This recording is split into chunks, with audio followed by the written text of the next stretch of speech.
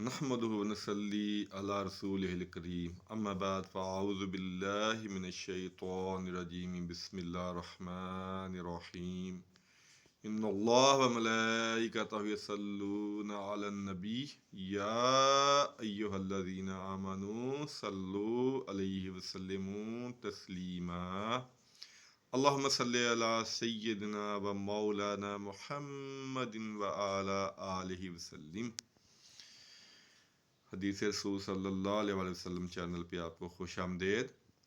نبی پاک صلی اللہ علیہ وآلہ وسلم کی زندگی کے مختلف پہلوؤں کے بارے میں گفتگو چل رہی ہے، تو آج ہم دیکھیں گے کہ آپ صلی اللہ علیہ وآلہ وسلم آپ کی جسمانی حرکات یا اپنے جسم کے جو حصے تھے ضرورت کے وقت آپ ان کو کس طرح اور کیسے استعمال فرماتے تھے۔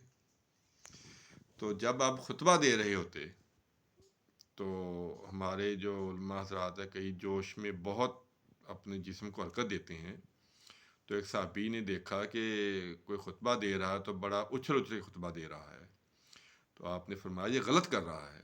نبی پاک صلی اللہ علیہ وآلہ وسلم جب خطبہ دیتے تو صرف انگلی سے اشارہ کرتے تھے، کوئی وضاحت کرنی ہوتی صرف انگلی سے اشارہ کرتے تھے۔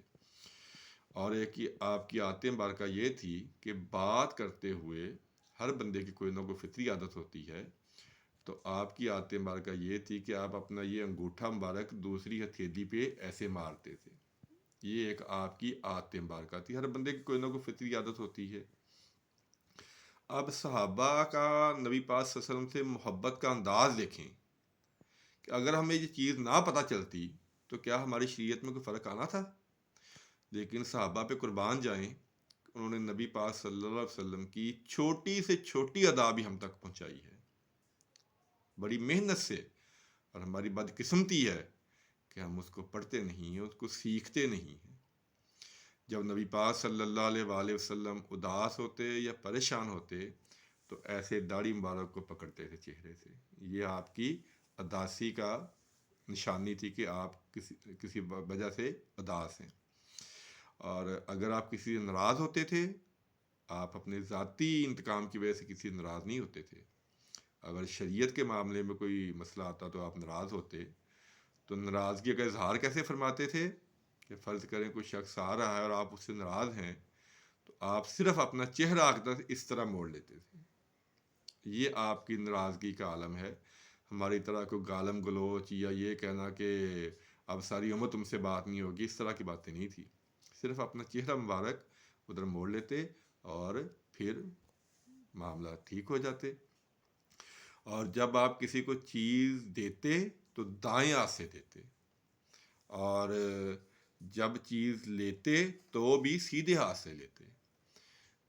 بایاں ہاتھ کیونکہ گندگی کے لیے زیادہ استعمال ہوتا ہے، تو اس لیے دائیں ہاتھ کا جو استعمال ہے وہ آپ کھانے کے لیے یا کسی کو چیز دینے کے لیے یا لینے کے لیے دائیں ہاتھ کا استعمال کرتے تھے۔ اور جب آپ صلی اللہ علیہ وسلم مسکراتے تو زیادہ تر تبسم فرماتے تھے۔ بہت کم ایسا ہوا، صاحبہ نے کہا کہ چند ایک مواقع پہ ایسا ہوا کہ آپ ہنسے ہوں اور آپ کی داڑھی مبارک بھی ہمیں نظر آئی ہوں۔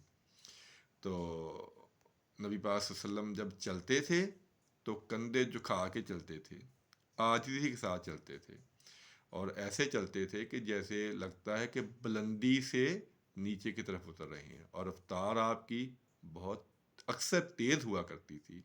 تیز چلتے نہیں تھے لیکن رفتار لگتی تھی کہ جیسے بہت تیز۔ صحابہ کہتے ہیں کہ ہمیں بعض دفعہ دوڑ کے آپ کے ساتھ شامل ہونا پڑتا تھا۔ تو پشت کے یعنی کہ الٹا لیٹنا آپ کو پسند نہیں تھا، آپ سیدھا لیٹتے تھے، یہاں یہ رخسار یہاں رکھ کے، تو دائیں طرف آپ زیادہ لیٹتے تھے۔ اور جب بھی کوئی کام آپ نے کرنا ہوتا، مثلا جوتا پہنتے تھے یا قمیض مبارک پہنتے تھے یا کنگھی کرتے تھے، تو دائیں طرف سے شروع کرتے تھے۔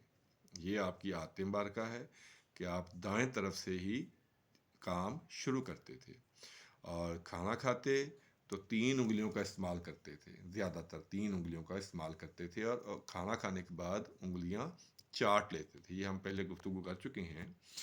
تو آپ کے جو جسم کی حرکات مبارکہ تھی اس میں یہ ہے کہ آپ خطبہ دیتے وقت صرف ایک انگلی کا استعمال کرتے تھے زیادہ تر، اور خوشبو بہترین استعمال کرتے تھے، اور صفائی کا خاص الخاص خیال رکھتے تھے، اور ہمیشہ اپنی آنکھیں مبارک جھکا کر رکھتے تھے۔ صحابہ کہتے ہیں کہ آپ میں کنواری لڑکی سے بھی زیادہ شرم و حیا تھی، اور جب کبھی آنکھیں اٹھاتے تھے تو پھر کسی کی جرت نہیں ہوتی تھی کہ آنکھوں میں دیکھ سکے۔ تو یہ صحابہ کا عشق اور ان کی محبت ہے کہ انہوں نے اپنے نبی کے چھوٹی سے چھوٹی ادا بھی ہم تک پہنچائی ہے، اور ہمارا بھی یہ فرض ہے کہ ہم اس کو سیکھیں، اس پہ عمل کریں، اور نبی پاک صلی اللہ علیہ وسلم کی تمام پہلوؤں کو دوسروں تک پہنچانے کی کوشش کریں۔ اللہ تعالیٰ سے دعا ہے اللہ تعالیٰ شرف قبولیت عطا فرمائے، آمین ثم آمین۔ السلام علیکم ورحمۃ اللہ وبرکاتہ۔